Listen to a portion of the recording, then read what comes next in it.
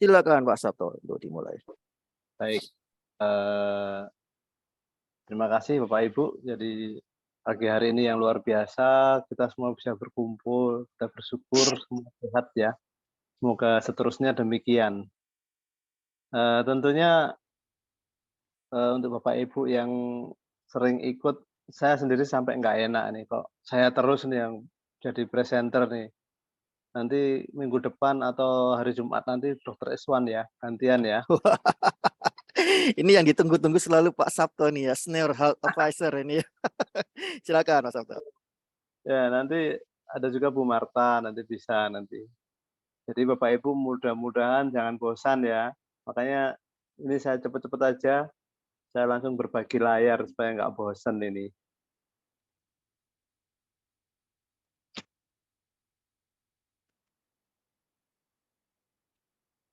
Ya, pagi hari ini kita mau bahas tentang ini Bapak Ibu, tentang penyakit paru dan pernafasan dan cara penanganannya dengan konsep Karnus.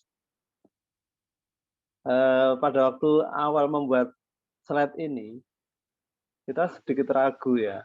Wah, penyakit paru dan pernafasan ini rata-rata penyakit infeksi. Ini sedikit berbeda dengan pemahaman penyakit degeneratif ya Bapak Ibu. Tetapi ternyata begitu kita masuk ke dalam, ternyata ini erat kaitannya juga dengan konsep Karnus. Erat kaitannya dengan penyakit degeneratif juga Bapak Ibu. Nah, mau tahu dalamnya seperti apa, mari kita lihat ya Bapak Ibu. Ada beberapa part dalam slide ini, yaitu kita akan bercerita tentang bagaimana fungsi dari organ paru itu sendiri, fungsinya untuk apa, untuk kesehatan tubuh, kemudian part yang kedua adalah bagaimana penanganannya secara umum, termasuk juga hasilnya seperti apa. Nah, dari situ baru nanti konsep Karnus akan melengkapi, karena seperti Bapak Ibu ketahui semua, bahwa konsep Karnus sebagai ini ya, komplementer, tetapi kalau tanpa konsep Karnus, juga sering kualitas hidup seseorang itu masih kurang optimal. Jadi konsep Karnus penting sekali di sini Bapak Ibu. Ya, kita lihat makna dari pernafasan dulu ya Bapak Ibu. Jadi pernafasan itu atau respirasi adalah pertukaran gas ya, antara makhluk hidup dengan lingkungannya. Memang kita sebut makhluk hidup karena hewan pun juga bernafas, Pak. Ya, hari ini kita fokus ke kesehatan kita. Jadi pernafasan adalah proses menghirup oksigen atau O2 dari udara dan juga mengeluarkan CO2 dan uap air. Nah, ini sering kita singgung di pemahaman sebelumnya tentang pembakaran ya, pembakaran dari ini ya, sebuah mesin itu biasanya mengeluarkan CO2 dan air. Sama bahwa inti dari pernafasan ini adalah untuk apa? Yaitu untuk pembakaran, untuk menciptakan energi, sesuatu yang sangat vital yang harus terjadi di dalam diri atau di dalam tubuh makhluk hidup, terutama di tubuh manusia. Ya, seperti ini, semua orang perlu bernafas, Pak Ibu. Kalau kita kembalikan ke ini ya, susunan tubuh manusia, di mana bagian terkecil adalah sel, di mana dari ujung kepala sampai ujung kaki ada 60 sampai 100 triliun sel. Kembali kami ingatkan bahwa kalau kita ingin bicara kesehatan secara sempurna, kita nggak usah jelimet. Kita cukup perhatikan aja kebutuhan selnya, yaitu sel itu asalkan terpenuhi oksigennya, air bersih, nutrisi yang seimbang, dan akselerasi hormonal dan enzim, maka manusia itu bisa sehat optimal. Dengan catatan, ini harus dilakukan setiap saat, setiap hari ya Bapak Ibu. Kalau hari ini kita bicara tentang pernafasan, nah inilah bahwa oksigen adalah suatu komponen atau senyawa yang mutlak diperlukan oleh manusia. Karena seorang manusia terlambat mendapat oksigen lebih dari 7 menit, itu nyawanya tidak tertolong. Ya, seperti ini. Kita sering melihat berita di koran ya Bapak Ibu, bahwa ada seorang pekerja membersihkan atau menguras sumur. Tahu-tahu turun ke sumur yang dalam, dia nggak bisa naik lagi dan begitu dicek sudah menjadi mayat. Ada juga beberapa orang yang tidak bisa berenang, terutama di air tawar ya, itu mudah sekali, tenggelam, kemudian kemudian lebih cepat untuk, meninggalnya ya, karena air tawar itu kejam ya. Kalau di air laut memang lebih lama, tapi sama-sama sih kalau tenggelam di air itu ya tetap kekurangan oksigen ya nanti tidak selamat. Jadi kesimpulannya bahwa manusia tanpa oksigen itu tidak bisa hidup. Sekarang kita perhatikan Bapak Ibu, organ apa yang paling berperan dalam, menyediakan oksigen untuk tubuh manusia?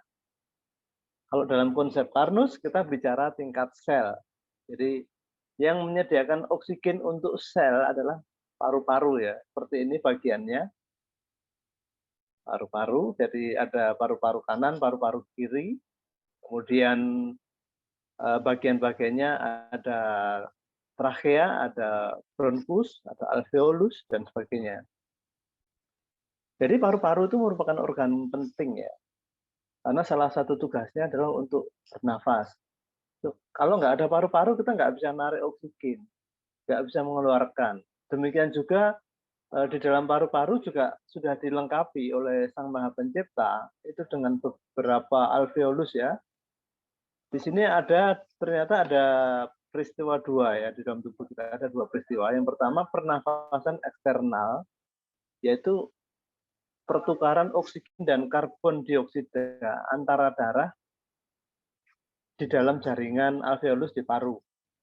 Kemudian yang kedua, pertukaran oksigen juga terjadi juga, itu yang disebut sebagai pernafasan internal, itu antara kapiler dan sel-sel jaringan tubuh manusia. Yang jumlahnya tadi ada berapa? Ada 60 sampai 100 triliun. Kalau kita bicara sistem pernafasan, ini ingat kembali pelajaran SD ya, ada rongga hidung, tenggorokan, dan sebagainya. Ya, seperti ini Bapak Ibu. Jadi satu sistem pernafasan itu adalah mulai dari hidung sampai ke paru-paru ya. Di sini kita perhatikan bahwa ada kalau Bapak Ibu pernah dengar ada infeksi saluran nafas atas, nah itu ternyata adalah faring ke atas. Ini adalah infeksi saluran nafas atas. Kalau dia ada kelainan di faring ke atas, jadi dari hidung sampai ke faring yaitu disebut ISPA ya istilahnya. Kalau yang infeksi yang bawah, ya inilah dari laring sampai ke paru-paru, sampai ke alveolus ya, yang paling kecil. Di sini memang mirip Bapak Ibu, bahwa sistem pernafasan itu jalurnya seperti itu ya. Tapi berbeda dengan sistem pencernaan. Nah, ini sistem pencernaan. Kalau sistem pencernaan itu ada lubang di atas, ada lubang di bawah. Jadi ada makanan masuk kemudian keluar lewat ekskresi di bawah, lewat anus ya. Kalau di paru-paru nggak ada ya Bapak Ibu, karena dia buntu ya. Istilahnya kalau gang itu buntu. Lah tentu ini tidak diciptakan itu tentu semua ada tujuannya dan tentu sudah ada jalannya ya. Kalau misalnya ada sesuatu bagaimana. Jadi seperti ini ya, bahwa mirip ya. Kalau kita bicara tentang paru-paru, pernafasan, ada istilah yang namanya respiratory rate ya Bapak Ibu. Yaitu adalah rata-rata menghirup dan mengeluarkan nafas dalam hitungan menit. Ternyata respiratory rate ini berhubungan dengan keasaman darah yang sudah kita singgung beberapa hari yang lalu. Pada kondisi asidosis atau pH darah itu kurang dari 35, di mana kondisi CO2 atau gas karbon dioksidanya itu tinggi, maka di sini terjadi peningkatan. Tubuh akan mengkonversi, maksudnya mengkompensasi, terjadi peningkatan pernafasan. Nah, kenapa kok pernafasannya meningkat, respiratornya meningkat? Ya karena begitu oksigennya turun, tentu tubuh akan mengkompensasi supaya oksigennya meningkat.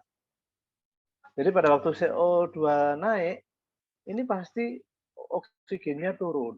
Nah, pada posisi ini kompensasi yang dilakukan apa? Yaitu adalah melakukan peningkatan respiratori tadi. Normalnya antara 12 sampai 25 kali kalau tidak salah. Nah, kalau terjadi asidosis, maka nafasnya meningkat menjadi lebih cepat ya, bisa sampai 30 kali bahkan per menit. Kalau sudah oksigennya sudah, cukup, terjadi balancing ya antara CO2 oksigen, nah itu berarti nanti pH darahnya kembali normal normal, nah bisa di antara 7,35 sampai 7,45. Tapi kalau misalnya terjadi alkalosis, tapi ini jarang, biasanya, ini ya, asam bikarbonatnya tinggi, itu nanti juga akan terjadi, kompensasi, demikian dan seterusnya. Itulah yang ngatur di dalam tubuh manusia, yang jelas bahwa kompensasi supaya pH darah itu selalu normal itu harus terjadi. Kalau kita lihat dari gambaran sistem saraf, jadi kenapa paru-paru itu bisa bergerak, bisa mengembang, mengempis, ternyata dipengaruhi oleh sistem saraf ya Bapak Ibu. Memang di dalam, ini ya, di dalam paru-paru, terutama di bronkus dan juga di alveolus dan, organ paru itu sendiri, supaya dia bisa mengembang, mengempis, memang diperkuat oleh otot polos ya. Tapi pada kenyataannya, eee, sering bahwa pergerakan paru-paru ini kadang-kadang tidak terkontrol, tidak bisa dikontrol oleh otak, seperti tangan dan kaki ya. Kalau tangan dan kaki kan, dia bergerak sesuai kemauan kita. Kalau paru-paru kadang-kadang ya sudah ritmenya sudah seperti itu.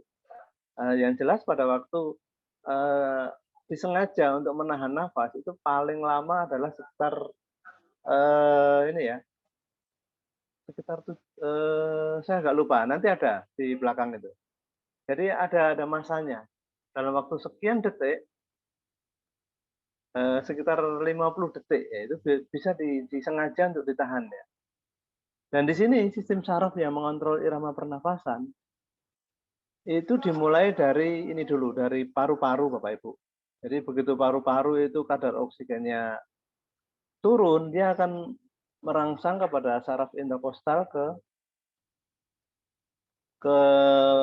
otak ya Bapak Ibu ya, di batang otak. Nah, di sini ada juga bahwa di leher atau disebut sebagai arteri karotis, ternyata arteri karotis ini juga menangkap. Kalau misalnya CO2-nya itu meningkat atau darahnya asam tadi ya, nah, arteri karotis ini akan memberikan impuls kepada sistem saraf juga. Dalam hal ini dia sebagai kemoreseptor sentral. Dari sinilah nanti otak akan memerintahkan paru-paru untuk melakukan inhalasi. Demikian juga kalau berkurang. Di sisi lain juga jantung juga akan bekerja. Kalau pH-nya rendah, CO2-nya meningkat, oksigennya turun, maka jantung akan lebih cepat detaknya. Dari sinilah bahwa irama terjadinya pernafasan paru itu akan terjadi terus-menerus sampai akhirnya balance. Itulah yang terjadi kita setiap saat. Jalur pernafasan di sistem pernafasan manusia sebagai berikut ya Bapak Ibu. Jadi, dia lewat hidung tadi ya. Ternyata di hidung itu ada beberapa ruangan ya disebut sebagai, nasal cavity, di sini ada nasofaring, ada orofaring, itu masih di sekitar hidung, kemudian ada hipofaring dan sebagainya ini masih di, faring ya atau di pernafasan atas. Tapi begitu ke bawah sampai ke laring ke bawah, jadi ada laring, ada trachea, sampai kemudian bronkus, bronchiolus, hingga ke alveolus, itu jalurnya seperti itu. Dan kalau kita lihat kondisi normal paru, jadi rata-rata respiratory atau mengeluarkan dan menarik nafas itu normalnya adalah 12 sampai 25 kali per menit.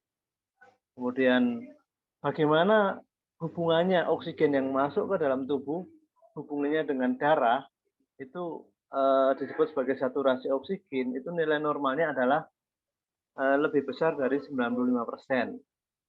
Kemudian arus puncak ekspirasi atau kemampuan untuk meniup sesuatu, secara maksimal, itu dibatasi adalah normalnya adalah 400 sampai 600 liter per menit. Jika arus puncak ekspirasi ini turun, nah itu biasanya dicurigai ada penyempitan di saluran paru ya, di saluran pernafasan. Biasanya kalau misalnya arus puncak ekspirasinya ini turun, seseorang itu dicurigai mengalami gangguan asma ya Bapak Ibu. Kemudian kapasitas vital paru yaitu kurang lebih menggambarkan kira-kira rongga paru itu bisa menyerap udara itu berapa. Ternyata kalau laki-laki itu normalnya 4 sampai 5 liter, tapi kalau wanita itu 3 sampai 4 liter atau lebih rendah dibanding laki-laki ya Bapak Ibu. Kita lihat kalau tadi secara anatomi seperti itu, kira-kira jika terjadi kelainan paru, itu sampai saat ini sejauh mana? Ternyata masalah gangguan paru itu menjadi 10 penyebab kematian terbesar di dunia, Bapak Ibu. Di sini respiratory disease atau sakit yang berhubungan dengan saluran pernafasan itu menempati nomor 3. Kemudian lower respiratory infection, itu biasanya kasusnya pneumonia, kasus TBC, itu masih tinggi juga, dia menduduki ke-5. Tetapi untuk cancer, ternyata kanker paru juga masih cukup tinggi Bapak Ibu. Jadi kalau kita bicara masalah gangguan pernafasan, itu termasuk masalah yang masih harus serius diperhatikan Bapak Ibu. Nah, kalau kita bicara tentang paru, tentu kita nggak akan lepas tentang bicara dengan batang rokok ya Bapak Ibu. Jadi ini ada suatu karya ilmiah dari mahasiswa di Universitas Muhammadiyah Malang nih, kalau salah. Dia mengatakan bahwa dalam sebatang rokok itu banyak sekali zat-zat seperti ini, mulai dari hidrogen cyanida, kemudian aseton, metanol, piren, arsenik dan sebagainya semuanya ada. Terutama yang paling banyak di orang merokok yang bahaya adalah gas monoksida sebenarnya Bapak Ibu. Jadi kenapa rokok itu sering digembar-gemborkan di dunia kesehatan memang karena dia kandungan racunnya banyak sekali seperti ini. Kalau kita lihat bahwa tubuh manusia dengan sistem pernafasannya yang tadinya buntu ya, jadi seolah-olah beda dengan sistem pencernaan, ada lubang masuk, ada lubang keluar. Tapi kalau di paru-paru ada lubang masuk, tapi seolah-olah lubang keluarnya nggak ada. Dia mengandalkan keluarnya adalah melalui namanya ekshalasi ya. Jadi kapan kita mengembuskan nafas, disitulah harapannya bahwa zat-zat asing yang tidak dikehendaki tubuh itu akan bisa dikeluarkan. Dan ternyata sistem pertahanan paru itu diawali dari hidung dulu ya Bapak Ibu. Di mana di hidung itu ada filternya berupa bulu-bulu hidung. Dengan asumsi nanti lewat bulu hidung itu akan tersaring, nanti udara yang masuk ke dalam paru itu akan bersih. Namun ternyata Bapak Ibu, kalau bulu hidung tadi dia menyaring secara partikelnya ya. Kalau dia lebih besar dari 10 mikron tidak bisa masuk. Tapi ingat bahwa namanya zat yang mengganggu tubuh manusia itu bukan hanya ukurannya. Kadang-kadang kecil tapi karena dia punya sifat kimia yang berbahaya seperti gas misalnya, itu akan sangat mengganggu. Dan di sini ada sistem pertahanan yang terdapat pada bronkus, pada trachea, itu disebut sebagai sel goblet. Adalah sel yang bisa menghasilkan mukosa ya Bapak Ibu. Jadi kenapa kalau kita misalnya ada udara yang baunya tidak enak misalnya, tahu-tahu kita kok terus nafas kita jadi berat, terus kita seolah-olah ada lendir di paru-paru. Ini adalah kerja dari sel goblet. Kemudian, maaf ini kebalik nih tadi slide-nya ya. Mestinya mukosa di hidung dulu. Jadi di hidung itu ada bulu rambut, kemudian ada mukusnya. Di situ dulu disaring, jadi di hidung itu mengeluarkan juga mukus atau lendir ya. Nah, itu fungsinya adalah untuk mengatur kelembapan, mengatur suhu dan juga kalau ada makhluk asing seperti misalnya mikroba atau apa itu dia akan lengket dulu di lendir itu dan di lendir itu akan difagosit oleh sistem imun.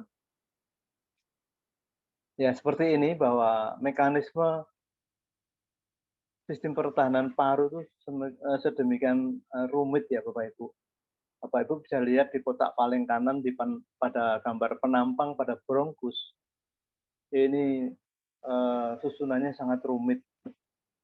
Jadi ada beberapa hal yang bisa mengeluarkan ini ya, mukosa ataupun lendir itu semuanya didukung oleh sel-sel yang membentuk sistem pernafasan ini. Kalau kita bicara tentang bagian dari ini ya, dari saluran nafas atas, tadi kan batasnya kan faring ke atas ya. Jadi kalau mungkin Bapak Ibu pernah dengar, oh ada kanker nasofaring, ada orofaring ya, tempatnya di sini Bapak Ibu. Jadi faring itu adalah kurang lebih di ini ya, dia masih berhubungan dengan sistem pencernaan ya. Tetapi karena dibatasi epiglotis, maka kemungkinan tersedak itu kemungkinan kecil. Jadi faring ini khusus ya. Kenapa nih saya tampilkan? Karena orang itu lebih sering itu terkena infeksi nafas atas atau faringitis itu yang disebut itu. Nah, kalau penanganannya nggak bagus, sering terjadi infeksi, otomatis di jaringan faring itu akan mudah mengalami proses ini ya, pergantian sel atau proliferasi sel. Nah, disitulah kalau tidak diperhatikan dengan serius, tidak sesuai dengan algoritma tubuh, bisa terjadi gangguan sel abnormal. Jadi faring ini penting sekali Bapak Ibu.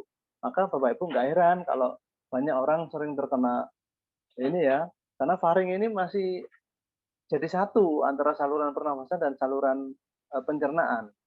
Maka sering terjadi kasus-kasus seperti ini ya, infeksi tenggorokan, kemudian ada ini apa, mulutnya mengalami gangguan sehingga terjadi ini sariawan misalnya. Dulu ada obat yang katanya bagus untuk sariawan. Ternyata setelah dikasih obat itu, diteteskan gitu ya, ternyata justru banyak terjadi kasus kanker.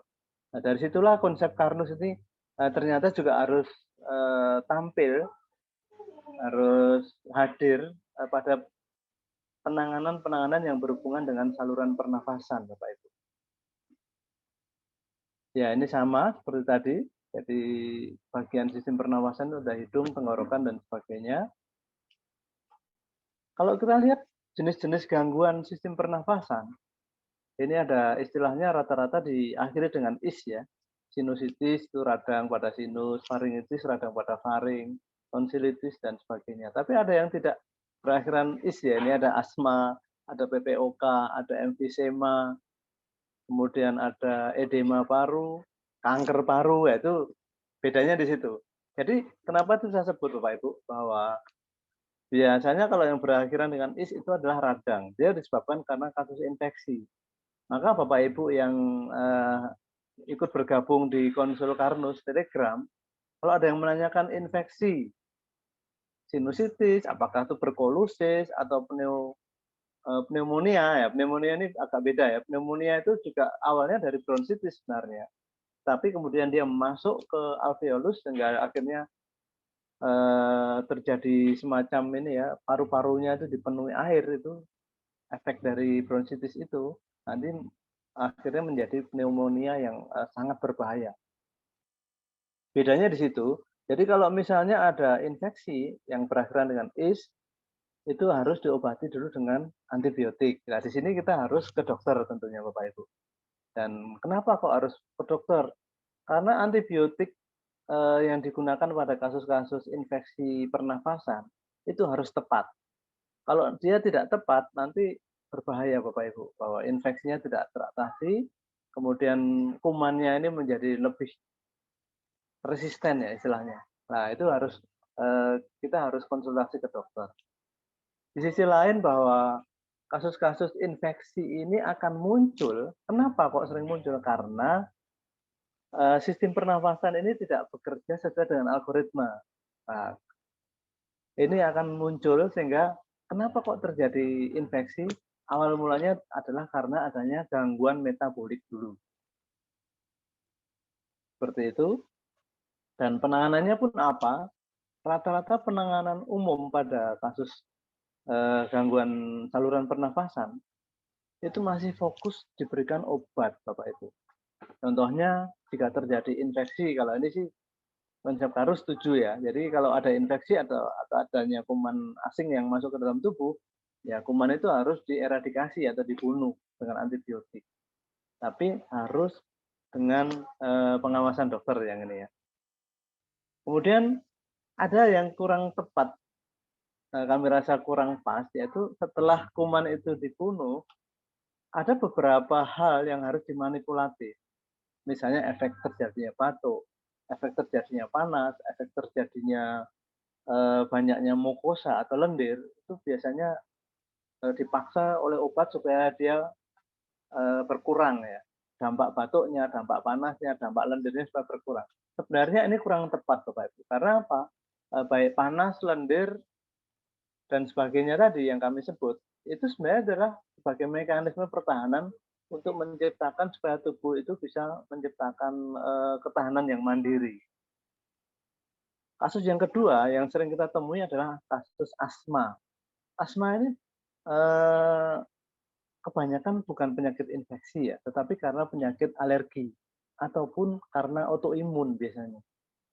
Namun karena kondisinya juga sangat mengganggu aktivitas, misalnya orang terkena asma kemudian dia sesak napas karena dia tipenya asma obstruktif misalnya. Nah, kalau tidak diatasi dengan obat, kasihan dia bisa nanti nafasnya terkancing, kemudian dia juga bisa tidak selamat. Nah, ini memang harus dengan obat untuk darurat. Tetapi ingat bahwa kenapa kok terjadi eh, unbalancing ya? Mestinya di dalam saluran dalam pernafasan itu kapan dia mengendor, kapan dia mengempis, kapan dia tonus atau tegang, kapan dia itu rileks, itu sudah ada yang ngatur Bapak Ibu. Yang ngatur adalah antara hormon dan enzim yang sering kita bahas di kuliah konsep Karnus ya.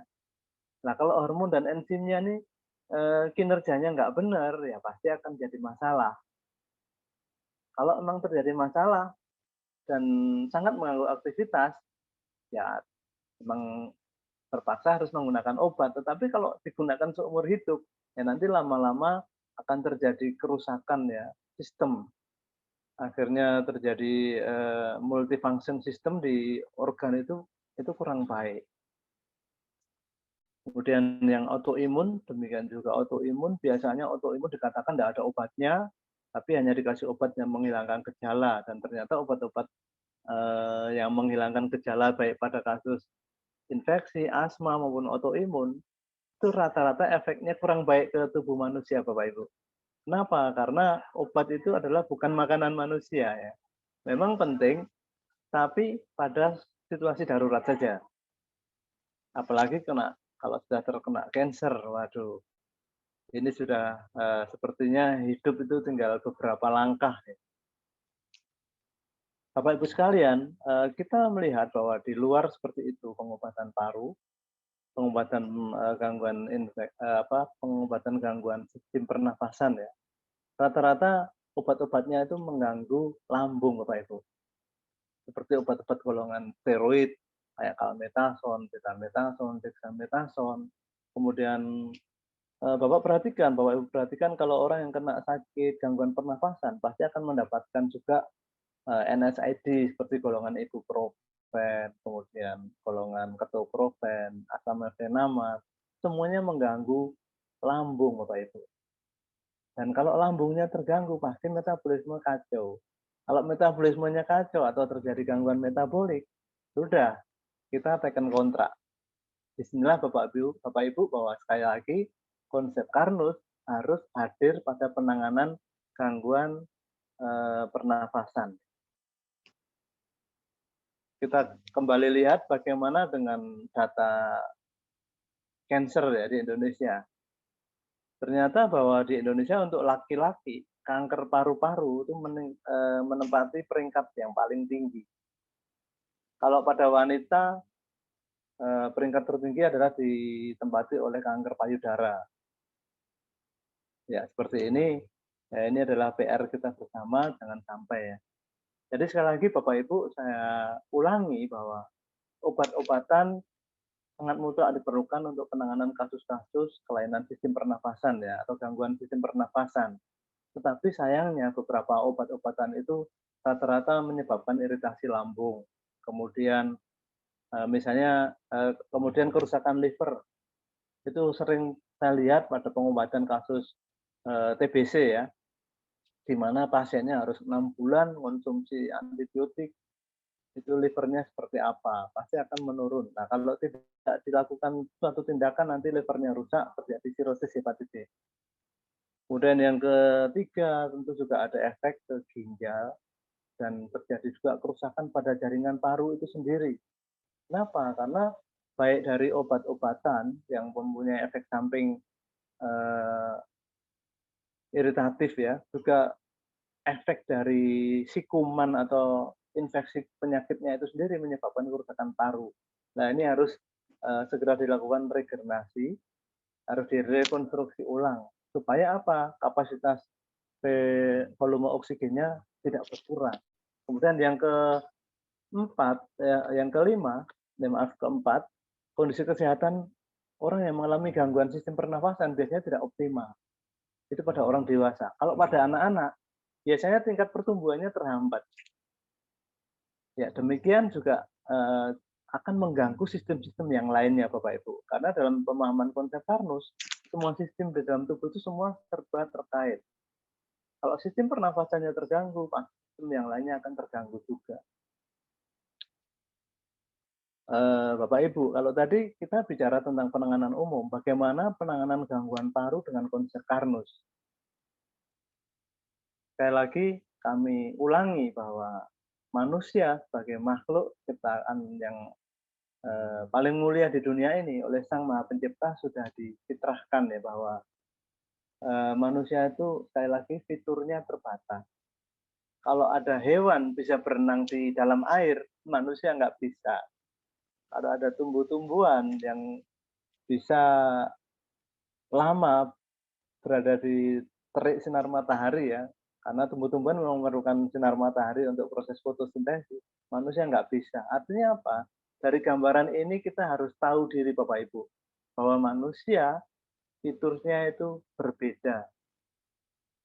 Dan semua ada keterkaitan dan saling berhubungan Bapak Ibu.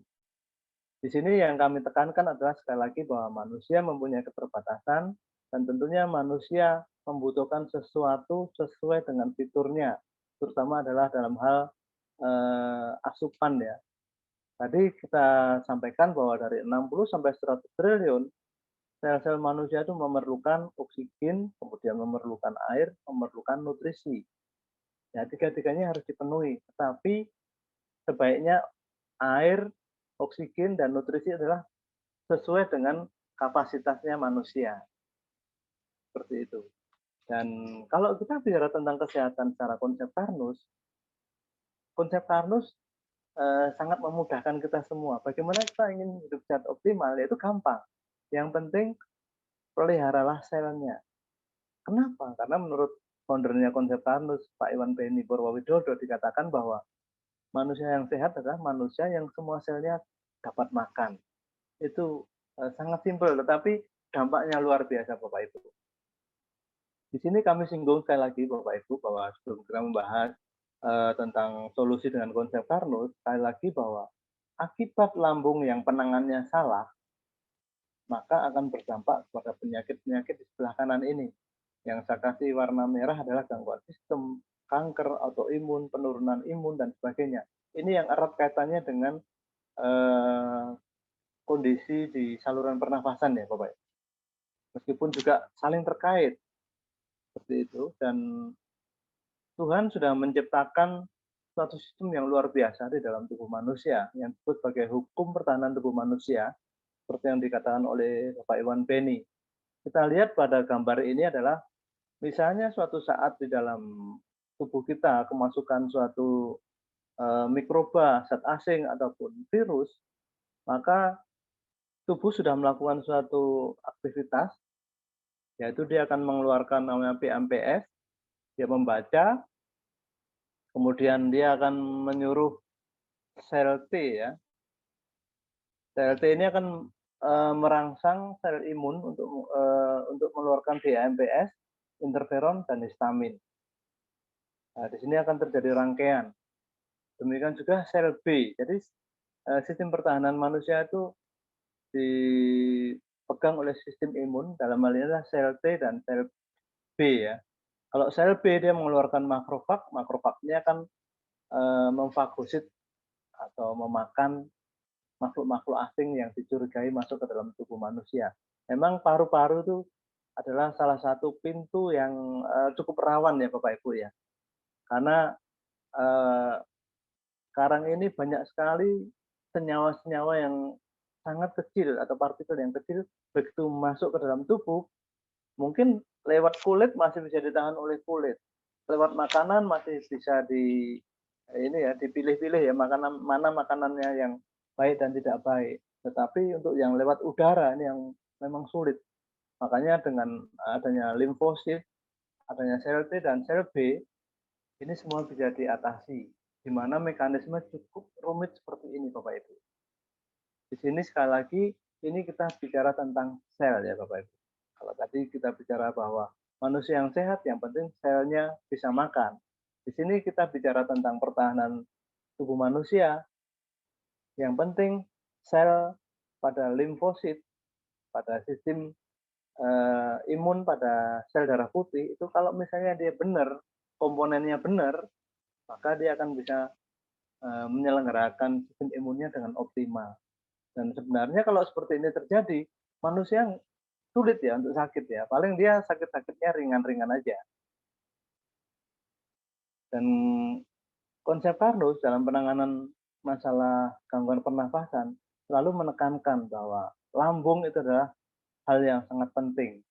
Dari gambaran ini ada gambaran bahwa jika lambungnya kurang baik, maka semua sel itu akan mengalami malnutrisi, Bapak Ibu. Kalau sudah mengalami malnutrisi, ya repot karena tubuh kita ini semuanya ditopang oleh sel ya. Sel ginjal, sel imun, sel otot. Tadi ada sel goblet ya yang kita bicara tentang mukosa. Kemudian ada sel mukus dan sebagainya. Itu kalau dia nggak mendapatkan nutrisi atau mengalami malnutrisi akibat dari lambung yang buruk, maka terjadi kekacauan, kelaparan, akhirnya terjadi penurunan sistem imun dan terjadi gangguan paru. Gitu. Nah, supaya dia baik, salah satu syarat yang harus dipenuhi adalah jaga supaya lambung kita bekerja dalam sesuai dengan algoritmanya, yaitu pH-nya tetap dikondisikan pada 2 sampai 3, kuatkan dinding lambungnya dengan rekonstruksi lambung. Nah, dari sini otomatis lambung bisa bekerja. Dia akan bisa menghasilkan protein, memecah sempurna menjadi asam amino, lemak menjadi asam lemak, karbohidrat menjadi glukosa. Di sini gizinya cukup, Bapak Ibu. Kalau gizinya cukup, tidak lagi mengalami malnutrisi, baik sel ginjal, sel imun, maupun semua sel-sel yang jumlahnya itu macamnya ada ribuan bahkan jutaan ya. Itu semuanya akan kenyang, kemudian semua sel itu bisa mengalami homeostasis, apalagi ditambah dengan pola hidup higienis.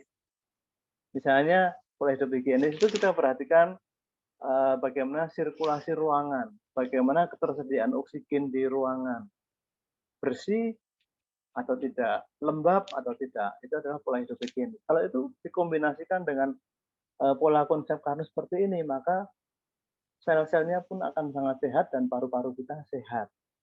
Dari sini bahwa lambung mutlak perlu untuk menciptakan kesehatan yang optimal, terutama untuk kesehatan sistem pernafasan dan sistem lainnya ya Bapak Ibu. Ya, seperti ini pertanyaan sekali lagi bahwa supaya kita hidup sehat, kita masuk ke jalur yang kiri yang warna hijau ya. Lambung harus optimal, nutrisi cukup, sistem imun otomatis kuat. Apalagi ditambah dengan pola hidup sehat, yaitu berada di lingkungan yang higienis. Itu akan selesai, kita sehat ya. Tapi kalau kita masuk ke yang warna kuning, jadi lambung tidak optimal, kemudian nutrisi sel gagal diproduksi, plus pola hidup yang tidak sehat, ya sudah. Seperti sudah jatuh ketimpa tangga ini. Bapak Ibu sekalian bahwa seperti itu, faktor pertahanan manusia itu luar biasa.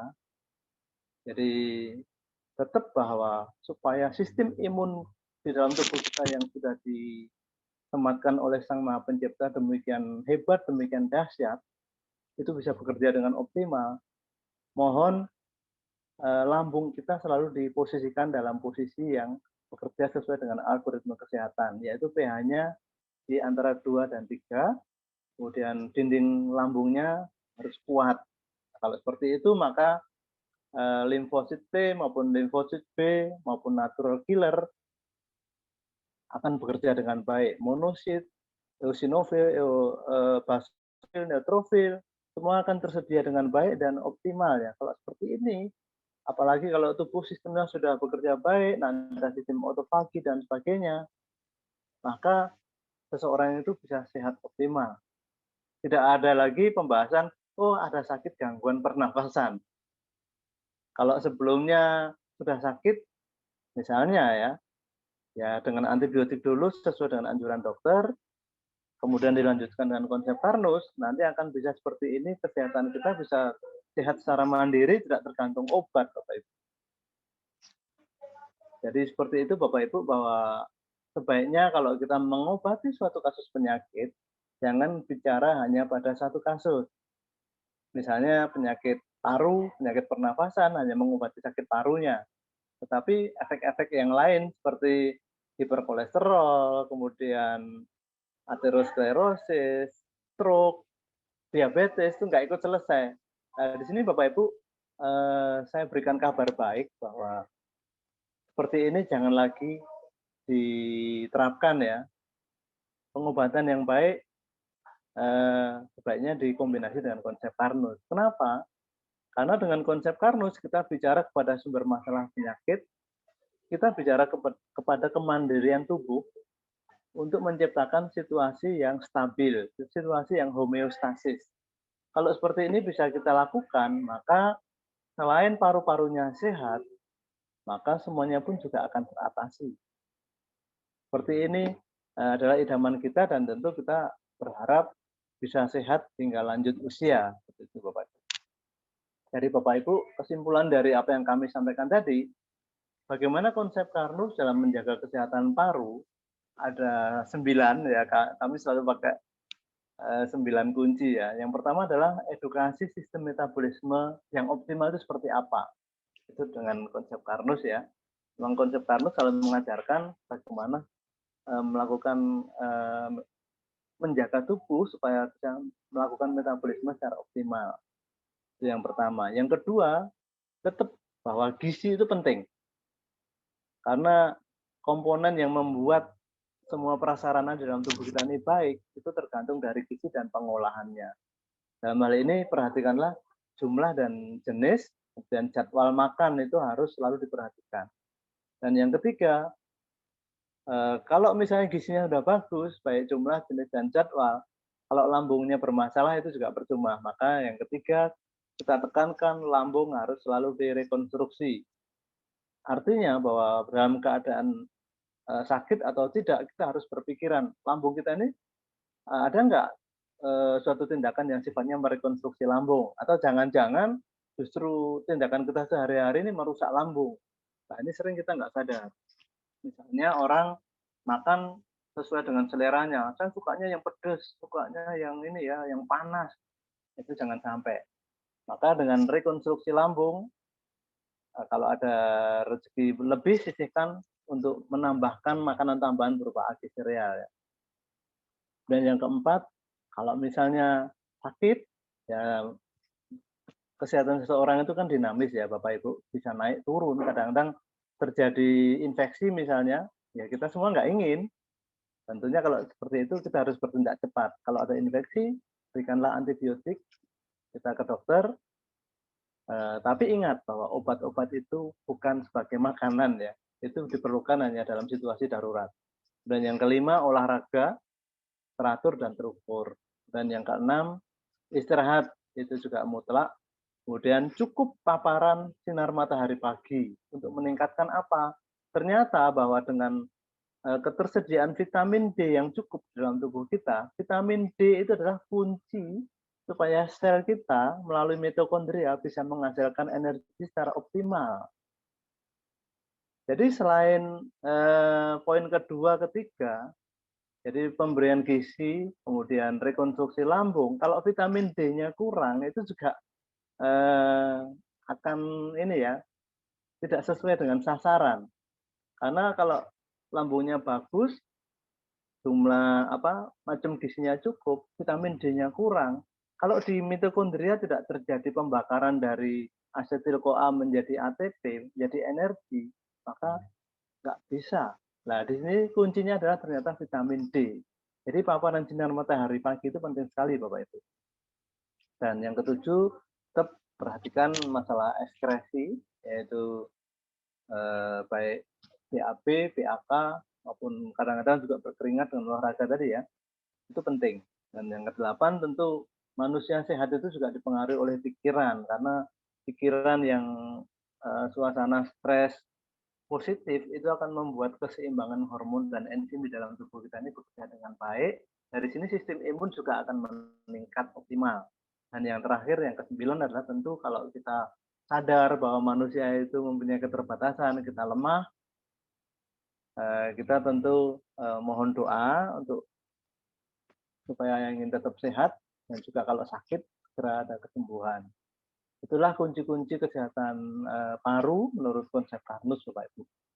Dan apa yang kami sampaikan tadi, bagaimana buktinya sudah ada atau belum gitu ya? Ya ini sudah kita lakukan beberapa penelitian sebelumnya. Kalau tadi kita bicara tentang kapasitas paru ya Bapak Ibu, itu kita pernah melakukan cek pada atlet, pada anak-anak kecil, sebenarnya bukan anak kecil, anak-anak remaja, kita cek kapasitas parunya itu sebelum dan sesudah ya. Ternyata setelah dilakukan penanganan dengan konsep Karnus, itu terjadi peningkatan VO2 max ya, yang sangat berbeda jauh dengan sebelumnya. Bahkan ini datanya ada di kami ya. VO2 max-nya anak-anak sekolah sepak bola di Sidoarjo ini akhirnya setelah diterapkan dengan konsep Karnus, VO2 max-nya ini bahkan melebihi atlet nasional, Bapak Ibu. Padahal kita hanya berikan agi sereal, algati, alga kire, tapi VO2 max-nya naik luar biasa dibandingkan dengan atlet di ibu kota tentunya ya. Atlet nasional kan biasanya ada pelatnasnya di Cipayung ya. Wah, itu mahal sekali tuh Bapak Ibu. Itu biasanya dikasih vitamin, dikasih makanan yang mahal-mahal. Tetapi ternyata di sini di Sidoarjo kita ada punya studi, punya penelitian dikasih makanan tambahan yang basicnya adalah perbaikan lambung, perbaikan sirkulasi darah, ternyata hasilnya optimal Bapak Ibu. Dan kalau tadi kita bicara tentang kasus gangguan pernafasan, itu hubungannya dengan autoimun ya kebanyakan ya. Bagaimana konsep Karnus bukti untuk masalah autoimun? Ini ada Bapak Abdal Hakim di Bogor, itu adalah penderita psoriasis dan GERD. Di dunia medis, psoriasis itu nggak ada obatnya Bapak Ibu. Tetapi kemarin sesuatu keajaiban terjadi. Setelah Pak Abdal ini menerapkan konsep Karnus, ternyata psoriasisnya hilang. Nah, ini luar biasa Bapak Ibu. Kemudian kasus-kasus yang lain ya, ini 1 tahun yang lalu, 2 tahun yang lalu mungkin ini ya. Ini beberapa customer kami yang ini yang terkena COVID. Ini Pak Budi, ini sempat ini ya, katanya sempat mengigo karena waktu itu saturasi oksigennya tinggal 67% kalau nggak salah. Tapi puji syukur setelah menerapkan konsep Karnus, ternyata selamat sampai saat ini sehat ya. Nah ini juga untuk kasus autoimun. Jadi seperti itu Bapak Ibu bahwa konsep Karnus buktinya sudah banyak bukti ya. Ini yang melaporkan, yang nggak laporkan itu banyak. Cukup dengan konsumsi agi sereal, kemudian algati dan produk yang lain termasuk alga kire itu konsep Karnus akan memberikan hal yang cukup optimal ya. Di sini juga ada beberapa orang yang sudah menerapkan, ternyata pada orang yang sudah terlanjur jadi perokok, gimana supaya tingkat risikonya itu bisa diminimalisir, ternyata algati itu bisa. Termasuk juga orang yang sering terkena paparan polusi di jalan. Jangan lupa melakukan pencegahan dengan antisipasi dini, Ini sudah disiapkan Al-Ghati ya. Seperti itu penyampaian kami Bapak Ibu. Saya kira saya cukupkan di sini. Kurang lebihnya saya mohon maaf kalau ada kalimat ataupun sesuatu yang kurang berkenan. Dan saya yakin bahwa presentasi hari ini sangat jauh dari sempurna, namun kami punya semangat untuk terus belajar Bapak Ibu. Dan mudah-mudahan kita bisa saling belajar bersama. Jika di grup ini ada dokter, dengan senang hati, ataupun dengan para pelaku kesehatan lainnya, baik dari keperawatan, kebidanan, monggo kita lanjutkan dengan diskusi. Terima kasih, waktu saya kembalikan kepada Dr. Iswan. Terima kasih Pak Sabto Martanto, luar biasa sekali ya. Memang pembahasan tentang masalah penyakit paru ini luas sekali ya. Jadi dunia penyakit paru itu luas, banyak hal yang mungkin belum tercakup ya Pak Sabto ya, tapi kurang lebihnya ini sudah bisa mewakili kurang lebih gambaran tentang berbagai masalah penyakit paru maupun pernafasan yang ada di masyarakat saat ini tentunya ya. Tentu masih banyak penyakit-penyakit yang masih belum terbahas, tetapi kita fokuskan untuk memang bagaimana sih sebenarnya kita itu dalam penerapan konsep Karnus kurang lebihnya bisa mengatasi masalah pernafasan dan penyakit paru yang kira-kira itu tiap hari itu mengintip ya Pak Sabto ya. Baik itu penyebabnya ya itu di masyarakat ini wah itu masih termasuk ternyata tadi itu masih menyebabkan penyakit yang menduduki peringkat nomor wahid ya baik itu tadi itu salah satunya dari penyakit kanker itu ya luar biasa ternyata penyakit paru masih menjadi salah satu penyakit yang masih banyak terjadi di masyarakat. Baik, para sahabat Karnus, kami memberikan kesempatan bagi para sahabat Karnus yang ingin bertanya secara langsung. Kami berikan kesempatan, ya. Mungkin ada yang bertanya secara langsung, akan saya buka dulu sebentar. Ya, silakan. Dan berikan kesempatan yang ingin bertanya secara langsung. Setelah itu kami akan beralih ke pertanyaan yang sudah masuk di kolom chat. Kalau Tanya dok. baik, silakan Pak Bambang. Ya, oke. Silakan. Ya, ini menarik. Terlambat saya tadi, lupa. Wah, silakan. Ingetin Pak Rahmat di grup baru masuk. Oke. Wah. Ini kan waktu COVID ya, ini kan eratannya paru-paru ini kan waktu COVID itu kan juga merebak itu kan sangat pas ini bahasan kali ini. Jadi waktu COVID ini saya juga nanganin, tapi saya mau cerita tentang teman saya yang masuk ke RSUD. Prinsipnya kalau yang di COVID itu kan kebanyakan kalau sudah parah itu kan dimasukkan alat ventilator ya dok ya? Iya betul. Pak dokter sama Pak Sabto. Iya Nah, betul. kebanyakan kalau yang kita dengar teman-teman yang COVID itu yang parah itu begitu masuk ke ventilator itu harapan hidupnya sangat kecil sekali. Akhirnya malah bablas gitu. Nah, boleh diceritakan sistem ventilator itu seperti apa? Terus kenapa kok yang COVID begitu dikasih ventilator itu kok malah banyak bablasnya gitu, meninggal maksudnya, dibanding yang bisa bertahan. Menurut saya kok sedikit yang bertahan dibanding yang meninggal. Boleh diterangkan dok? Baik, terima kasih Pak Sabto. Silakan untuk menanggapi pertanyaan dari Pak Bambang, Chris. Ya, baik Pak Bambang. Ya.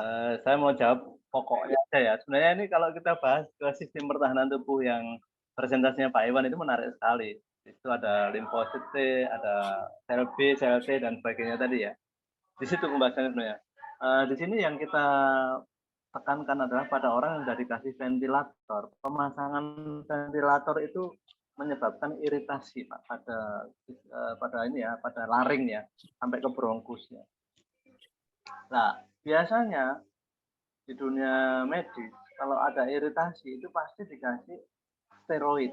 Steroid itu ya tadi ya kalmetason, betametason, dexamethasone dan sebagainya tadi. Nah, steroid ini mempunyai efek dia sebagai imunodepresan atau menekan sistem imun tidak bisa bekerja. Padahal kalau terjadi infeksi virus COVID misalnya, virus itu nggak ada obatnya, Pak. Kenapa? Karena virus itu berbeda dengan kuman TBC paru. Kalau TBC dia kuman yang dia belum menyatu dengan tubuh, dia masih di luar sel. Di luar sel dan dia hanya mengambil makanan-makanannya sel di situ, tetapi populasinya itu kalau banyak ya dia mengganggu jaringan di situ. Itu kalau infeksi kuman atau bakteri ya. Nah, kalau infeksi virus, virusnya masuk ke dalam itu, ke dalam sel, sel nanti jadi inangnya, baru dia berkembang. Nah, kalau dia sudah menyatu dengan sel tubuh manusia, nggak ada obatnya, kecuali sistem pertahanan mandiri yang akan memfagosit sel-sel yang rusak tadi. Dengan sistem tadi ada sistem autofagi ataupun sistem ini ya, pembunuhan, tapi pembunuhannya selektif. Nah, kalau misalnya sistem imun ini terganggu oleh karena pemakaian obat, misalnya gini, di dalam organ paru-paru ternyata ada virus masuk. Virusnya itu sebenarnya jumlahnya 1/10. Maka logikanya pada waktu ada 1/10 virus tadi, sistem imun itu mengenali dengan baik, 1/10 itu pasti akan dibom. Tapi dengan kekuatan biasanya kan dikasih ini ya, apa dok, H2O2 itu ya. Tubuh mengeluarkan H2O2 hidrogen peroksida. Peroksida ya. Ya, itu sesuai dengan 10 bagian tadi. Tapi kalau misalnya sistem imun ini terganggu oleh pemakaian steroid dosis tinggi, maka sensor untuk mengukur bahwa virus itu jumlahnya berapa senjata yang harus saya tembakkan itu nggak ada. Karena sistemnya terganggu oleh obat itu. Akhirnya yang terjadi apa? Virusnya hanya 1/10 dari bagian paru, tetapi karena sudah tidak terkontrol, sistem imun mengeluarkan zat yang sebagian besar berupa peroksida tadi, seluruh paru-parunya banjir. Itulah yang terjadi namanya badai sitokin. Jadi orang yang terkena ventilator itu biasanya terjadi badai sitokin. Kenapa? Karena regulasi sistem imunnya sudah terganggu oleh obat itu. Seperti itu, Dok. Gimana, Dr. Iswan mau nambahkan? Iya, Pak Bambang Kris ya. Tadi menanyakan tentang salah satunya pemakaian ventilator. Memang ventilator tidak diberikan sembarangan pada semua penderita itu ya COVID ya. Tentu memiliki indikasi ya pemakaian ventilator itu. Salah satunya itu diberikan pada mereka yang sudah terindikasi mengalami gagal nafas ya. Jadi tidak bisa itu ya bernafas secara spontan. Nah, itu memiliki gangguan ya. Bisa permanen, bisa ada yang reversible ya, masih terjadi, bisa ditanggulangin. Nah, tentu saja berharap pada pemberian ventilator itu bisa memberikan mereka bantuan untuk bisa bernafas ya, tentunya dengan alat ya, karena gangguan untuk bernafas secara spontan sehingga kebutuhan oksigen tidak bisa terpenuhi, maka masuklah ventilator itu salah satunya untuk bisa memberikan asupan oksigen yang adekuat tentunya. Nah, memang itu ya. Jadi dari kondisi aja sudah bisa dipahami bahwa penderita ventilator itu ada mereka yang sudah istilahnya stadiumnya sudah stage-nya sudah itu ya parah sekali ya. Maksud seperti itu. Diberikan juga dengan pengawasan biasanya di ICU. Nah, jadi memang terjadinya multiple organ failure itu sudah terjadi. Salah satunya juga menyerang organ-organ di saluran pernafasan. Jadi kenapa itulah juga yang menjelaskan kenapa juga persentase mereka yang sudah pada fase diberikan bantuan untuk ventilator itu banyak yang tidak tertolong ya karena memang kondisi sudah sedemikian parahnya dengan penyebab tadi yang sudah dijelaskan oleh Pak Sabto, terjadi multiple organ failure ya, sehingga terjadi memang kompleks ya. Ditambah dengan terjadinya sepsis yang memang berlomba ya dengan antibiotik. Nah, pada saat itulah kondisi memang benar-benar memang sangat memburuk dan kalau itu sudah pada tahap seperti itu, memang harapan untuk hidup memang juga sudah semakin menurun, jadi prognosanya juga akan menurun Nah, tinggal sekarang bagaimana respon tubuh untuk bisa kembali normal dan kecepatan dari terapi itu sendiri. Ya, sebelum memang benar-benar terjadi secara reversible begitu, Pak Bambang Kris ya. Semoga bisa menjawab Pak Bambang atau masih Siap dok, nambahin dikit dok. ya, silakan.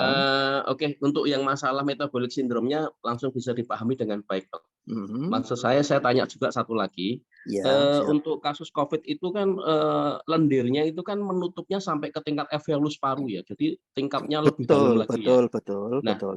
itu ibarat kata kan kayak ada lubang-lubang untuk nafas, itu ketutupan lendir. Nah, Ya, ketika itu aja susah untuk kita nafas, apalagi dikasih ventilator yang tekanan oksigennya itu kan bertekanan tinggi. Apa enggak malah nambah nyumpeki, istilahnya napasnya aja sulit, apalagi ditembak sama oksigen tekanan tinggi itu kan malah tambah nggak bisa nafas. ya. Apa karena itu? Kalau Baik, dugaan sih saya karena itu, apakah benar gitu loh pertanyaan saya? baik. Jadi memang secara organ memang salah satunya tadi bahwa terjadi produksi, terutama itu ya eh, mekanisme pertahanan tadi yang berlebihan ya. Tadi kenapa menjelaskan tadi penjelasan dari Pak Sabto terjadi badai sitokin, ya efeknya juga pasti akan efek-efek mekanisme pertahanan itu timbul secara berlebihan. Lalunya tadi bahkan bukan saja itu mukus, tapi mukusnya itu bisa berbentuk sebagai suatu pus ya. Jadi keradangan. Ya, kalau pus saja mungkin encer dan bisa memberikan peluang, tapi kalau sudah terjadi keradangan yang parah itu, maka sifatnya adalah eksudat ya, bukan transudat lagi. Nah, itu yang menyulitkan. Tentunya kalau memang itu dalam segi pernafasan memang kebutuhan oksigennya secara spontan tidak bisa teratasi, maka juga salah satu ya caranya tentu bukan satu-satunya hal yang ditempuh untuk pemberian ventilator, tentu juga dengan terapi-terapi yang lain, tapi salah satunya mau tidak mau maka pemberian nafas ya, pemberian bantuan oksigen melalui ventilator juga harus ditempuh. Itu secara medis ya Pak ya. Mau tidak mau memang tidak mengenakan dan mungkin memang bukan satu-satunya jalan ya. Cuma pemberian ventilator tidak, tapi dengan ada terapi-terapi yang lain sebagaimana tadi sudah diberitakan dibahas oleh Pak Sabto, cuma ada pemberian O2. Nah, salah satunya dengan tentu dengan kandungan oksigen yang itu ya, oksigen yang tinggi dengan tekanan yang tinggi pula dengan tujuan untuk bisa membantu O2. Itu aja permasalahannya. Dan kebanyakan mereka yang itu ya menderita gagal nafas ini memang kalau memang tidak diberikan ventilator, memang ya sudah gagal nafasnya akan membuat dia akan menjadi et causa gagal nafas. Tapi minimal kalau misalnya diberikan ventilator, maka kalau misalnya ada faktor meninggal itu biasanya et causa kondisi yang lain, misalnya karena terjadinya trombus biasanya diakibatkan oleh viskositas darah yang meningkat. Biasanya yang ternyata yang banyak dialami karena itu faktor dari di sistem peredaran darahnya itu yang ditemukan bagi mereka yang mengalami kematian akibat kasus COVID itu, Pak Bambang Kris. Prolibenya seperti itu, Pak Kris. Baik, terima kasih dok. Matur suwun. Baik, ada pertanyaan lagi nih, saya langsung bacakan aja ini pertanyaan sudah masuk di kolom chat Pak Sabto. Dari Pak Rahmat. Wah, luar biasa nih. Ini Pak Rudi ada yang ada Ini resen. Oh ya, oke, saya Dulu dia. sebentar, Pak. dokter. Sebentar. Oke, ini Pak Rudi dari tadi resen ini ya. Oke, kita berikan kesempatan dulu kepada Pak Rudi. Silakan untuk bertanya sebelum kita Baik. beralih ke pertanyaan Pak Rahmat tadi. Baik, silakan Baik. Pak Rudi. Ya, bismillahirrahmanirrahim. Terima kasih. Selamat pagi. Selamat pagi. Semua yang pada pagi hari akan saya Rudi Jakarta.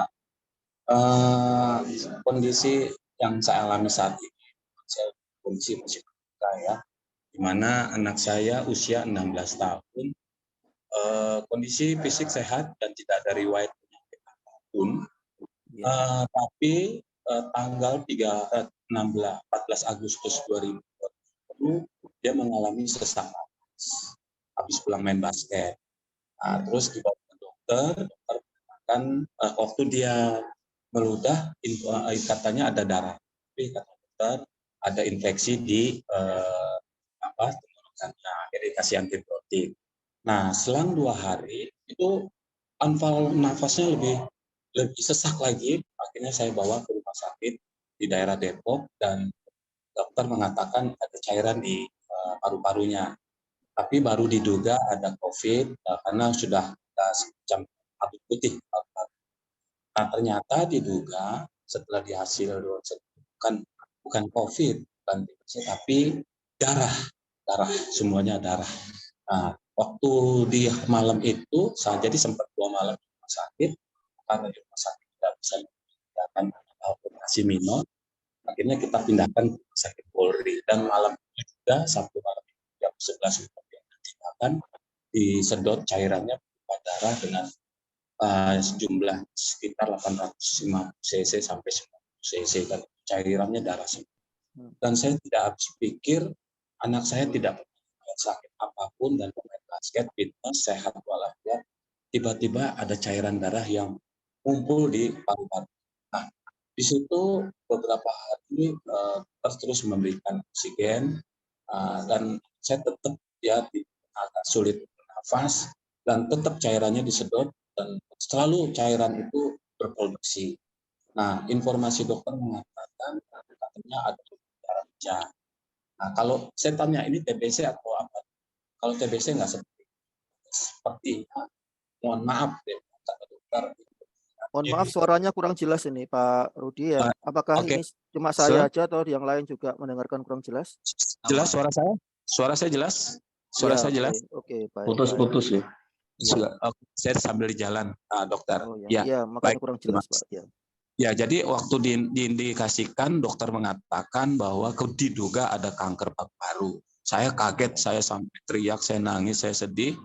Karena anak saya nggak pernah ada riwayat apapun dan ngerokok tidak, dan vape juga tidak, tapi kok tiba-tiba ada cairan yang berproduksi di paru-parunya. Nah, akhirnya singkat cerita, pada H-4 sebelum kejadian, dokter mengatakan, ini coba di CT scan dulu nih, dari mana sumbernya nih, seperti itu. Pada waktu itu saturasi sudah di bawah standar sekali, sampai di posisi 60 pada waktu itu, dan tekanan tensi juga sudah turun sekali. Nah, akhirnya dibawa di CT scan, tapi waktu mau di CT scan itu saturasi turun, jadi tidak sempat lagi di CT scan gitu. Karena anaknya sudah sangat lemas sekali, nggak bisa bernafas. Nah, akhirnya dokter mengambil kesimpulan digunakan ventilator. Nah, jadi setelah menggunakan ventilator, anak saya itu cuma dikasih waktu 3 hari, dokter. Nah, akhirnya nggak kuat dan harus kembali ke Tuhan Yang Maha Esa. Anak saya tidak diselamatkan, dan sampai saat ini saya belum bisa mendapatkan jawaban yang konkret. Sebenarnya apa? Cuman saya googling, ini sepertinya ada seperti efusi pleura gitu loh. Karena waktu hasil dari diagnosa dokter, anak saya tidak ditemukan kanker paru-paru, tidak ada TBC, tidak ada apalagi COVID, seperti itu. Nah, jadi saya lihat apakah memang pelayanan rumah sakit seperti itu? Karena saya juga ada kawan saya, dia paru-parunya, anaknya itu usianya 18 tahun, paru-parunya bocor juga sama kiri kanan, tapi bisa selamat. Dia dilakukan operasi dengan buka bedah total dan dipotong paru-parunya atasnya sedikit-sedikit, itu yang bocor, dan saat ini alhamdulillah kasihkan umur. Mungkin dokter bisa memberikan pencerahan buat saya biar saya juga tenang dan saya juga tenang. Ya, itu dok. Terima kasih. Assalamualaikum. Waalaikumsalam warahmatullahi wabarakatuh. Terima kasih Pak Rudi Cahyadi. Terima kasih pertanyaannya. Tentu kita semua itu Pak ya tidak bisa tentunya untuk selalu mengontrol apa yang terjadi pada hidup ini. Jadi apa yang sudah terjadi adalah yang terbaik menurut Tuhan yang berikan kepada kita. Jadi mohon sabar dan kuatkan. Dan insya Allah kedepannya bisa lebih baik, dan khusus ini kita akan bahas supaya bisa menjadi pembelajaran buat kita semua apabila mengalami kondisi seperti itu, kira-kira apa yang bisa kita lakukan. Baik Pak Sabto, silakan untuk bisa menanggapi pertanyaan dari Pak Rudi. Baik Dr. Iswan, Pak Cahyadi, saya turut berduka, tapi saya yakin bahwa saat ini anak Bapak sudah bahagia di sana ya, karena di dunia sebenarnya serba sulit dan tidak menentu. Semua kita juga akan ke sana ya Bapak. Jadi kalau saya tanggapi dari ini berdasarkan logika keilmuan ya Bapak Ibu, tetap bahwa kalau kita bilang ini kesalahan itu saya nggak berani menyampaikan karena kalau sudah dipanggil yang maha kuasa, semuanya itu adalah kuasa Tuhan ya Bapak. Kalau saya tanggapi secara keilmuan, memang saat ini banyak beberapa hal yang belum bisa tersolusikan dengan baik dengan ini ya metode kesehatan yang ada saat ini. Salah satu contoh yang barusan kita bahas tadi masalah COVID aja itu kalau kita lihat angka keberhasilan itu masih sangat kecil ya, berhasil sembuh itu sangat kecil. Bahkan masyarakat itu secara spontan bilang, ini kalau kena COVID, kalau dibawa ke rumah sakit malah lebih buruk. Itu ada sebagian yang bilang seperti itu. Nah, itu adalah PR kita bersama. Mari kita bersama-sama kita pecahkan. Jadi secara logika bahwa saat ini ada dua hal yang belum bisa diselesaikan dengan kebuntuan medis saat ini, yaitu adalah gangguan virus dan karena autoimun. Makanya tadi kita singgung bahwa masalah paru itu masalah autoimun. Kebetulan saya juga ngamati di Surabaya ada kasus seperti itu. Dan salah satunya juga anak saya yang kena. Jadi waktu itu ada satu anak itu dirawat di rumah sakit, juga seperti putranya Pak Rudi tadi, akhirnya tidak tertolong. Di sisi lain waktu anak saya kena, saya langsung berpikiran positif juga. Oh ini berarti kemungkinan ada infeksi awalnya itu. Langsung saya bawa ke rumah sakit, disedot, juga kurang lebih ada sekitar 600 cc. Tapi waktu itu agak plong ya. Setelah disedot agak plong, tapi sebelum disedot, anak saya sudah saya kasih dengan nutrisi dari konsep Karnus. Nah, di sini apa bedanya, Bapak? Bahwa kemungkinan karena ada kebuntuan masalah penanganan autoimun tadi, saya juga beranggapan anak saya tadi kena autoimun. Ternyata dari pembahasan saya tanya tiap hari makannya apa, ternyata dia itu sebelum terkena serangan, dia itu jajan itu, Pak. Itu loh kayak sosis bakar. Itu kan isinya kebanyakan makanan dengan perasa sintetis. Makanan dengan perasa sintetis itu biasanya mengandung untuk ininya ya, untuk perasanya itu biasanya dia mengandung semacam aseton lah yang bahan dasarnya dari aseton itu ya. Itu sangat berbahaya sekali untuk tubuh. Makanya tahu-tahu kenapa kok paru-parunya banjir, saya juga kaget. Kita juga waktu itu spot jantung dan saya terus berdoa dan memang masih dikasih kesempatan ya anak saya saat ini sih sehat-sehat aja, tetapi pada akhir setelah pulang dari rumah sakit juga tidak ditemukan. TBC juga bukan, pneumonia juga bukan, tapi juga kalau mengarah ke kanker juga tidak. Tapi kenapa banjir? Ternyata benar bahwa sebelum peristiwa itu dia itu jajan itu sate-satean yang dibakar itu.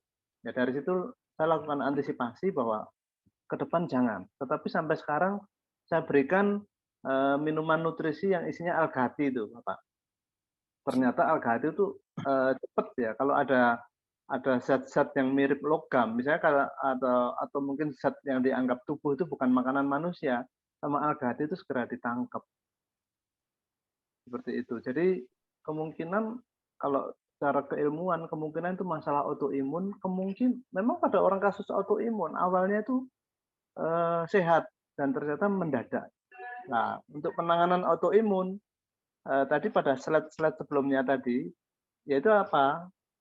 Saat ini sesuai dengan konsep Karnus, terapi yang paling efektif adalah mengandalkan kepada sistem imun mandiri, Bapak.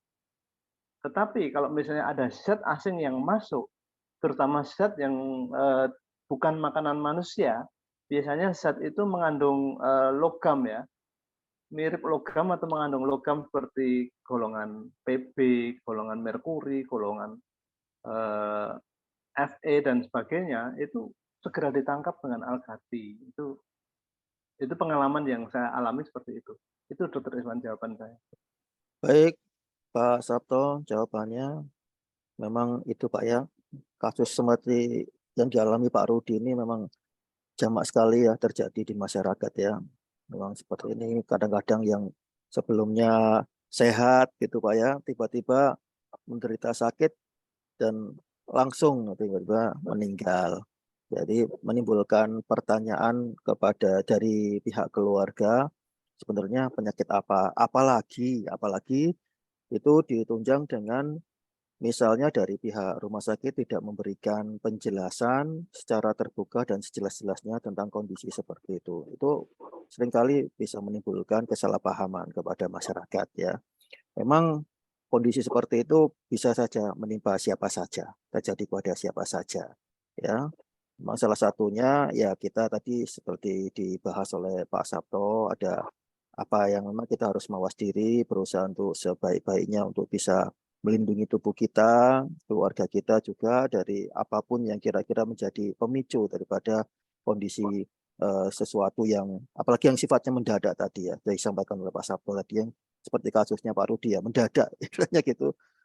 Karena kalau misalnya itu biasanya kalau kasus keganasan itu pasti ada itu ya, ada memang sebagian besarnya, saya bilang sebagian besar secara statistik gitu, memang memberikan tanda-tanda, ada tanda-tanda yang bisa dilihat oleh si penderita.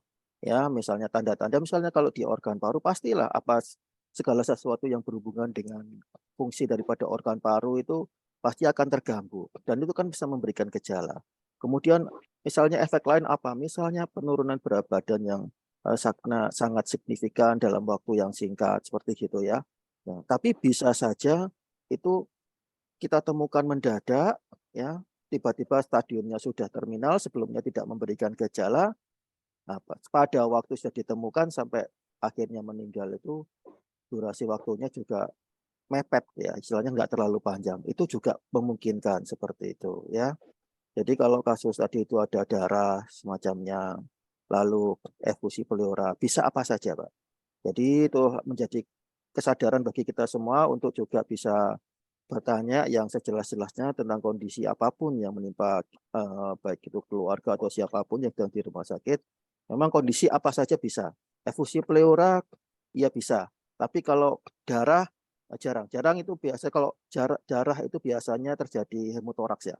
Hematotoraks itu biasanya terjadi atas pecahnya kalau misalnya itu parenkim paru biasanya ada suatu kavitas yang isinya darah biasanya terjadi pada kasus tadi infeksi misalnya TB yang menahun yang kronis kemudian ada juga kalau misalnya itu kasus keganasan juga bisa. Nah, tapi itu juga bisa diakibatkan oleh kasus yang sifatnya mendadak. Ini pneumotoraks itu cedera ya. Cedera paru yang sifatnya mendadak. Pneumotoraks yang mengakibatkan kondisi terjadinya hematotoraks ya. Nah, tetapi memang gambarannya kita tidak bisa berandai-andai tentunya menjadi pelajaran buat kita semua bahwa kita juga harus waspada dan selalu mawas diri, jangan lupakan untuk selalu menerapkan pola hidup sehat sebagaimana tadi sudah diterangkan oleh Pak Sabto, bahkan tadi 9 kunci tadi ya dari penerapan konsep Karmus itu kalau bisa diterapkan.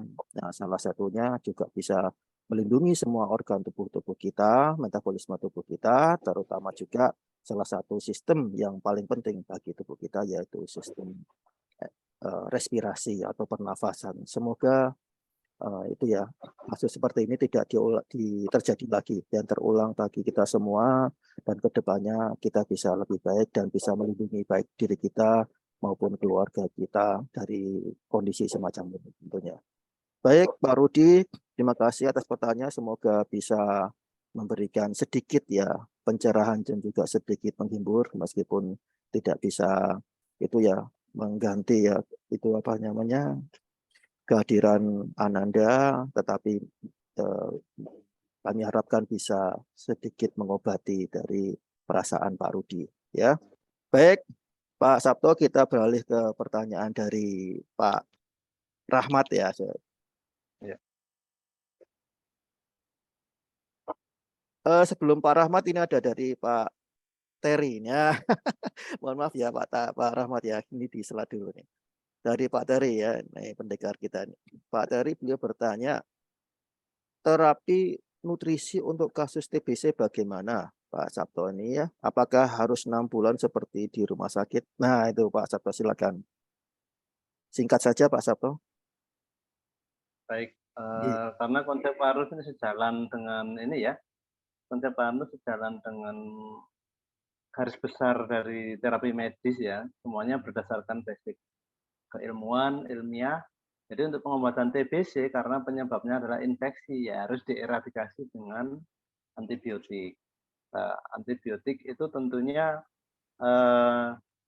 ya kalau saat ini dokter bilang 6 bulan ya kita ikut 6 bulan. 6 bulan ikuti tapi ingat bahwa jika misalnya terjadi apa itu efek samping yang tidak bisa ditolerir, misalnya ternyata nilai SGBT, SGOT livernya naik akibat mengonsumsi itu ya mau tidak mau ya harus dikombinasi dengan konsep Karnus. Jadi dengan harapan tubuh itu dibantu dulu dengan antibiotik. Kalau misalnya tubuh bisa 6 bulan ya itu akan selesai ya nanti eradikasinya. Tapi kalau misalnya ternyata ada beberapa organ yang tidak kuat, cari alternatif antibiotik yang lain. Kalau misalnya ternyata nggak bisa ya, harapannya dengan 1-2 bulan dengan antibiotik, sambil didampingi dengan konsep Karnus, plus juga pemberian obat-obat yang sifatnya ramah lingkungan ya, itu biasanya menggunakan madu kelanceng ya misalnya, itu sangat membantu ya. Itu kemungkinan tidak perlu 6 bulan juga bisa, tetapi kita tetap memakai 6 bulan Pak. Idealnya tetap 6 bulan. Karena kuman TBC itu mirip dengan kuman lepra. Dia kalau sudah masuk ke dalam tubuh, dia sudah mengeram di dalam tubuh, susah dieradikasi, makanya harus 6 bulan. Kalau tidak tuntas, nanti bisa ke TBC tulang, ke TBC apa, itu repot. Ya, itu jawaban saya. Iya, tentunya itu ya, kita itu sejalan Pak Sabto ya, komplementer ya, tentu tidak bertentangan, apalagi kalau kasus infeksi tentu membutuhkan antibiotik ya Pak Sabto ya. Jadi memang dari rumah sakit tidak ngawur juga, mereka dengan statistik pemberian itu kita ikutin aja Infeksinya dan kuman ya. ya dan jangan lupa bahwa tetap menerapkan konsep Karnus. Kenapa? Karena penerapan konsep Karnus tentu saja untuk bisa memperbaiki sistem imun ya. Yang dulu kalah sama TB ini ya. Ya sekarang kita harapkan dengan menerapkan konsep Karnus bisa lebih kuat tentunya ya. Baik, langsung saja ke pertanyaan terakhir dari Pak Rahmat ini kita akan bahas. Ini Pak, pertanyaannya 4 pertanyaan ini dari Pak Rahmat ini Pak Sabto. Yang pertama adalah yang menyebabkan perbedaan sensitivitas sel silia pada tenggorokan. Ya, kenapa pada orang asma sel ini berlebihan merespon pengeluaran lendir? Nah, itu Pak Sabto. Yang kemudian yang kedua adalah obat hirup asma lebih aman dibanding obat minum dari efek sampingnya. Nah, sebenarnya zat apa yang dihirup kok bisa melegakan pernafasan? Nah, yang ketiga tentang dampak algati bisa memberikan dampak kepada pelonggaran saluran nafas jika seseorang sesak nafas enggak gitu. Istilahnya gitu. Dan yang keempat kemudian kasus alergi makanan seperti sosis yang disampaikan Pak Sabto tadi dan juga kacang bisa menyebabkan sesak nafas. Dan kenapa reaksinya kok sangat cepat, bahkan proses pencernaan di lambungnya pun masih belum selesai sudah menyebabkan efeknya itu Pak Sabto. Silakan dijawab Pak Sabto. Kalau yang pertama tadi kenapa lendirnya Menyebabkan berlebihan ya? perbedaan Pada sensitivitas sel silia. Nah, sel silia pada tenggorokan sensitivitasnya reaksinya berbeda Pak. Ya, jadi sebenarnya kalau dari kondisi seperti itu kita bisa mengira-ira ya. Kalau dia metabolismenya itu normal, dia nggak akan sedahsyat itu. Kalau misalnya sampai sel-selnya berlebihan, berarti ada beberapa komponen tubuh. Dalam hal ini kapan sistem hormon dan sistem enzim itu bekerja. Ya kalau kapan dia switching, kapan dia tidak, itu kan tergantung dari komponen tubuh. Dalam hal ini adalah dari nutrisi sel yang nanti dari situ akan terbentuk beberapa komponen seperti glukokortikoid, kemudian seperti fosfolipid dan sebagainya. Kalau itu cukup, nggak akan seperti itu berlebihan. Nah, kenapa dia berlebihan? Kemungkinan sistem perintahnya sistem eksekutornya lebih dominan dibanding sistem perintah. Makanya harus ada keseimbangan antara hormon, enzim, dan juga reseptornya itu harus peka. Dari situ bahwa hipersensitivitas pada silia itu terjadi kenapa? Karena anak atau orang itu mengalami gangguan metabolik sebenarnya. Kemudian yang kedua, benarkah jika obat hirup itu lebih aman? Obat hirup itu memang dia bekerjanya topikal ya. Jadi pada kasus-kasus asma bronkial itu kan ada dua tipe. Tipe asma itu kalau dia berlendir berarti dia sel gobletnya tadi hiperaktif ya. Mestinya ada yang ngerem. Nah, obat itu memanipulasi sel goblet tadi untuk tidak menghasilkan lendir. Kalau dia bekerjanya di topikal, hanya di sekitar dinding saluran pernafasan, memang efek sampingnya lebih kecil, itu benar. Dibandingkan dengan obat-obatan yang yang diminum, otomatis dia harus lewat ke jalur lambung, usus, masuk ke darah, masuk ke liver, jadi efek sampingnya lebih banyak. Benar itu. Tapi tetap dalam konsep Carnus sebaiknya ciptakanlah situasi atau kondisi imun yang mandiri ya. Kemudian yang ketiga, apakah Algati bisa memberi dampak langsung? Nah, ini dari beberapa terapan ya. Memang Algati itu karena dia mengandung tanin, mengandung EGCG, sering kita sebut bahwa dia ada efek sebagai astringen ya. Kita ketahui bahwa efek kayak misalnya kasus-kasus seperti infeksi saluran nafas atas itu terjadi biasanya di faring. Faring tadi kita sebut dia itu masih terjadi singgungan antara sistem pernafasan dan sistem pencernaan. Nah, biasanya kalau ada inflamasi, apakah habis makan gorengan misalnya, minum Algati itu akan luruh, akan dicuci sama Algati itu. Nah, dari situ dia akan melonggarkan sistem nafas. Ya, seperti itu cara kerjanya. Dia sebagai astringen. Dan yang terakhir, saya baca dari laptop saya, kenapa pada kasus alergi makanan seperti sosis, menyebabkan sesak nafas. Nafas yang cepat ya. Ya, itulah. Cepat. Karena ada beberapa zat. Kalau sosis itu biasanya kan pabrik sosis itu ingin untungnya kan besar ya. Mungkin dagingnya hanya 10%, yang 90% itu isinya adalah perasa sintetis, itu kejam sekali ya. Jadi dia akan mempengaruhi sistem itu kacau semua, sehingga sangat cepat. Kalau sistem kacau nanti terjadi badai sitokin itu tadi. Kalau kacang itu dia mengandung juga namanya itu ya dok ya, semacam protein, tapi kadang-kadang dia sudah berubah menjadi toksin ya. Nah toksin itu pun juga menyebabkan reaksi berlebih atau reaksi alergi yang berlebihan atau hipersensitivitas. Kalau terjadi hipersensitivitas ya tubuh kacau. Apalagi kalau di dalam tubuhnya terjadi terjadi metabolic syndrome sebelumnya, ya pasti efeknya akan cepat banget. Apakah dia ya kayak orang alergi itu makan udang tahu-tahu bentol-bentol semua ya. Kalau di kulit bentol mungkin hanya gatal, tapi kalau yang bentolnya itu di dalam saluran pernafasan ya itu repot. Nanti pasti nafasnya akan menjadi lebih sempit ya. Kapasitasnya tadi akan terganggu.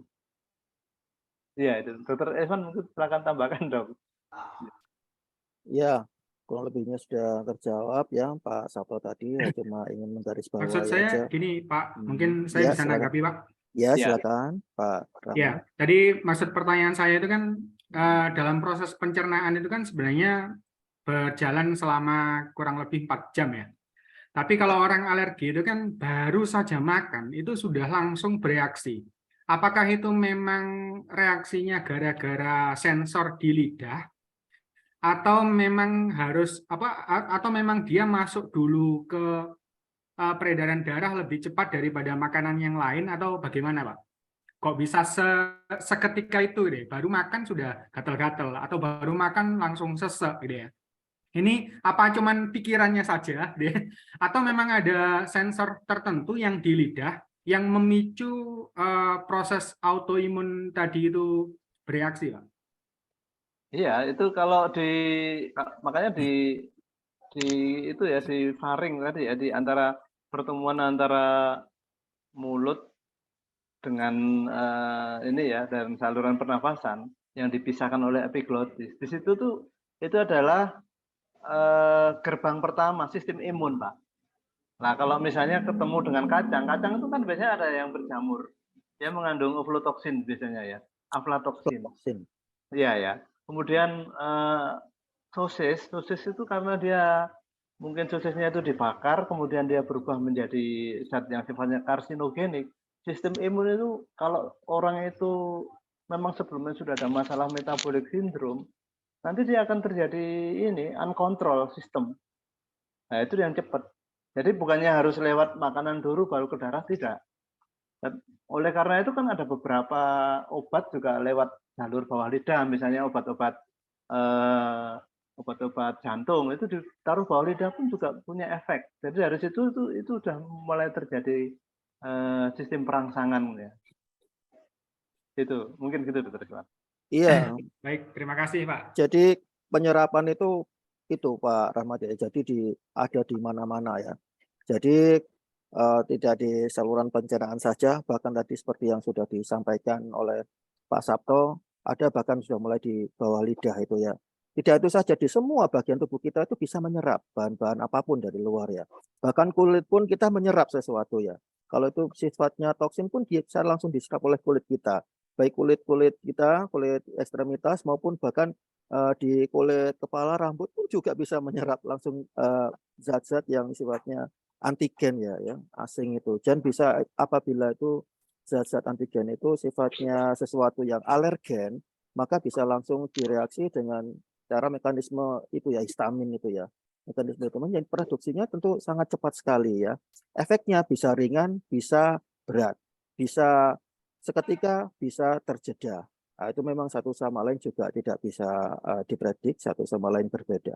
Demikian kurang lebihnya Pak Rahmat ya. Terima Bisa kasih, pencerahan. Dokter. Siap. Baik, ini sudah hampir 2 jam. Tentu kita juga ingin sekali menemani para sahabat Karnus ini sampai membahas lebih panjang lagi, tapi waktu juga yang memisahkan kita. Memang tidak bisa membahas secara lengkap untuk penyakit paru karena dunia penyakit paru dan pernafasan ini luas sekali ya. Tapi insya Allah nanti akan kami bahas lebih lebih untuk melengkapi pertemuan ini. Untuk di pertemuan berikutnya akan kami agendakan lagi untuk bisa lebih melengkapi pertemuan ini ya. Tetap semangat, tetap join di serial Health Talk kami yang selalu rutin kami adakan. Semoga bisa menjadi jalan bagi kita semua untuk bisa mengenal ya dan memahami dunia konsep Karnus dengan lebih baik, sehingga kita bisa lebih mantap dan yakin dalam menerapkan konsep Karnus dalam kehidupan sehari-hari, dengan tujuan tentu saja bisa mencapai kondisi kesehatan yang paripurna baik diri kita, keluarga maupun sesama.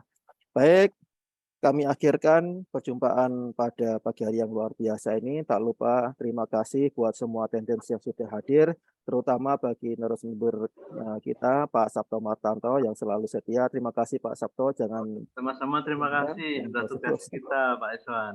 Baik, demikian para sahabat Karnus. Mohon maaf ya apabila selama acara kami ada kesalahan baik sikap maupun ucapan kita.